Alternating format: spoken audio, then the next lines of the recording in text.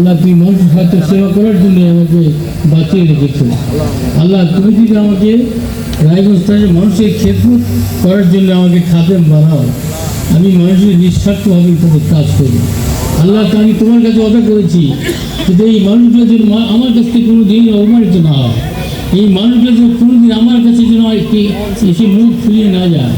আমি চাই আমার রায়গঞ্জ থানার সরকার মানুষ আল্লাহ তুমি আমাকে এমন সাহায্য করো, আমরা যেভাবে আমাকে চালাবে আমি সেভাবে পরিচালিত হব। রায়গঞ্জ থানার মানুষ আমাকে এত ভালোবাসে আমি জীবনেও ধারণা করতে পারিনি, কারণ আমি মানুষকে কিছু করি নাই, এমন কিছু নিদর্শন রাখি নাই যে মানুষ আমাকে কেন ভালোবাসে। যেখানে যাই সেখানে আমার মানুষ জড়িয়ে ধরে, আমাকে অর্থ দেয়, শ্রম দেয়, আমাকে যার মাল দিয়ে আমাকে সাহায্য করছে। বাংলাদেশে মনে হয় এরকম কোনো নেতা, কোনো এমপি প্রার্থী এর সহযোগী পাইনি, আমি আপনাদের কাছে পেয়েছি। এক উপজেলা চেয়ার বানিয়েছিলাম, রায়গঞ্জ থানায় হিন্দু, মুসলিম, বৌদ্ধ, খ্রিস্টান সব আমার কাছে সমান।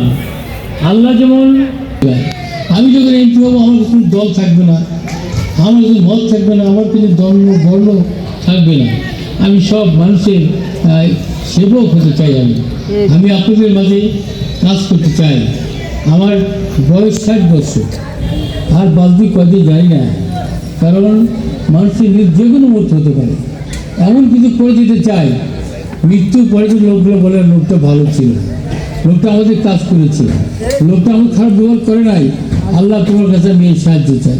আমি বক্তব্য দিকে না করে আমার বাপ ভাইরা, মা বোনেরা যারা রয়েছেন, আগামী 12 তারিখে আমাদের নির্বাচন হবে। এই নির্বাচন হবে মানুষের পক্ষে নির্বাচন, ভালো মানুষের পক্ষে নির্বাচন। তারা গিয়ে বলেছেন যে আমরা ক্ষমতায় গেলে এই দেশের মানুষের জানমাল এবং দেশের মানুষ যা যা সমস্যা পালন করবে তারপর আমরা কেউ বাধার সৃষ্টি করতে পারবো। সন্ত্রাসীদের এই দেশকে উৎখাত করতে হবে, ঘুষ করতে দেশকে উৎখাত করতে হবে। আমি আর বক্তব্য দিয়ে করতে চাই না, অনেক কথা ছিল।